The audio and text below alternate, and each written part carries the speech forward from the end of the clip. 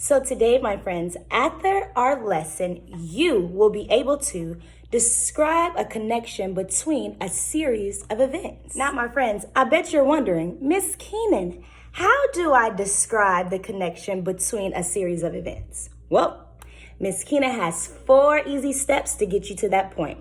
Step number 1 is find a series of events. So whether you're watching a video or you're reading a book, what events are happening in that book or in that media clip?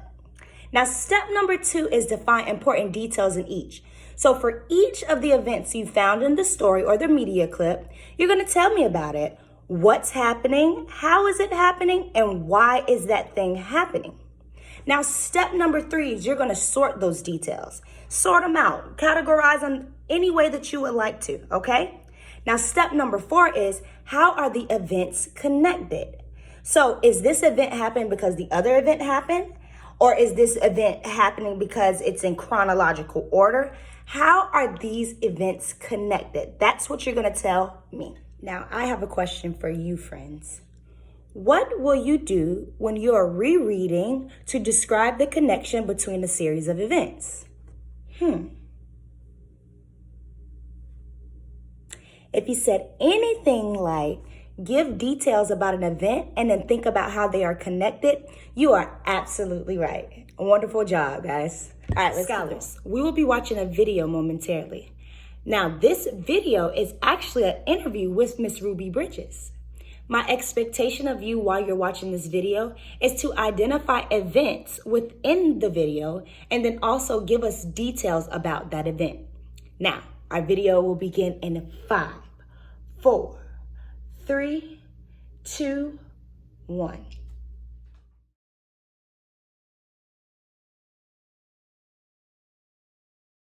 How did you feel when your parents told you they're going to send you to an all-white school?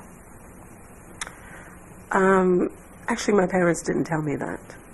The only thing that my parents said to me about attending a different school is that I was going to be going to a new school and that I should behave myself. You must have been afraid as you walked to school through a mob of angry people shouting at you. Were you aware of the danger? How did you overcome your fear? I was never really afraid because I wasn't quite sure what was going on at the time. It seemed like Mardi Gras because in New Orleans I'm accustomed to Mardi Gras. So I wasn't afraid for a very long time. What was it like to be the only African American child in an all-white school? What I do remember about first grade in that year is that it was very lonely. I didn't have any friends and I wasn't allowed to go to the cafeteria or play on the playground. So what bothered me the most was the loneliness in school every day. How did your first grade teacher, Miss Henry, touch your life? Mrs. Henry had a huge impact on my life. Mrs. Henry became my best friend, so she wasn't just my teacher. She was my only friend in school. The mere fact that I didn't have other kids to play with, it was just her and I, and she made school fun, so she really made a huge impression on me. When you visit schools today, what strikes you most about how different it is from when you were a kid? What strikes me the most? That particular year, as I said, I was alone, so it was totally different for me the second year because then kids were together in school, and the mere fact that they were both black and white together was totally different from what I had been accustomed to. Today, I do see schools that are diverse and mixed, and I think that that's the way schools should be. I don't think that racism has a place in the hearts and minds of our children, and so I think that all schools should be diverse. That's totally not the case across the country. I do have opportunities to visit schools that are still somewhat segregated, and I think that's unfortunate. What impact do you feel you had on desegregation of schools? Truly, it changed the face of education in our country because up until, that day when I entered school, the laws kept us segregated. And after entering the school, every child has the opportunity to kind of choose their own schools. And children have the opportunity to be with people that look different, which would allow them opportunities to make friends with people that are different. So, yes, I think that I had a huge impact on education. Did you know at the time just how much of a role you were playing in history? Not at all. I was only going to school. I didn't realize that I was making history and how important it would be for years to come.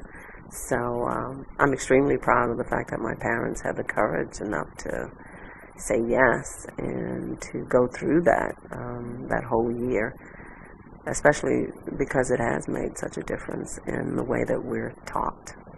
It's been 50 years now. When you look back, how do you feel about it all? What emotions come up? I still think there's so much work to be done. The mere fact that we have an African-American president, we've come a long ways from that day. But still racism is alive and well in our country, which is really unfortunate for all of us, but especially for our young people, because I think that racism is something that is passed on and taught to our kids. And that's a shame, because I don't think that it really matters to kids early on when they're as young as I was, 6 years old. It doesn't matter to them what their friends look like. And so it's a shame that we as adults, that we pass it on to our kids. So my work is still out there trying to make a difference and convince kids that, you need to allow yourself the opportunity to get to know one another. What you did affected every person in this country. What kind of impact has the whole experience had on your life personally? I think it shaped me into a person that isn't prejudiced. It's inspired me to want to continue to make a difference in this country. I think that racism is ugly and so unfair. And I believe that, we all need one another. You and I, we'll never know if we meet again, if we'll need one another. Maybe I'm someplace and I need help, or you may need help. It would be great to know that you would come to my rescue. And I think that has nothing to do with what we look like. It has everything to do with what we're like inside, whether or not you'll choose to help me. And that is a message that I want to continue to pass on to kids. What do you hope students of today learn from your experience of 50 years ago? I hope that they take heed to my message, understand my story and what I went through and why. I think once they understand that and relate it to their own lives, that hopefully it will help us. How'd you guys feel about that video? I hope you liked it. Now that the video is over, let's practice. Let's practice describing the connection between a series of events. So Ms. Keenan's gonna model this for you, okay? Here's the question. What is one event from the video? What details does the video give about the event? So the first part of the question, what is one event from the video? Let me think. Okay, I got one. Ruby's parents told her she is going to a new school. Ruby's parents told her she's going to a new school. So step number one, when describing the connection between a series of events, is find a series of events, right? So within my interview, I found an event. Ruby's parents told her she was going to a new school. Now, step two is find important details in that event. So when Ruby's parents told her she was going to a new school, it said that they did not tell her that it was a white school. They also told her to behave. So those are my details about the event from the video.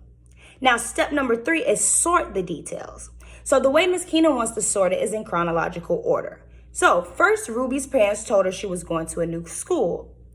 The next thing they told her was to behave. They left out the part of it being an all-white school. Now, step number four is, how are the events connected? Well, I know that Ruby Bridges was the first Black child to integrate schools, right? So when Ruby Bridges' parents told her that she was going to a new school, they told her to behave because they understood the time in which they were living in. And they also understood that this was a very important part of history that Ruby was actually about to embark on.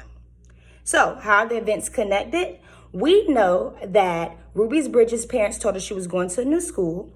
We also know that the school was an all-white school. So it was very, very, very, very, very important for Ruby to behave. Alrighty, my loves. Now that Miss Keenon has modeled it for you, I need for you to do it for me. So I have an assignment for you.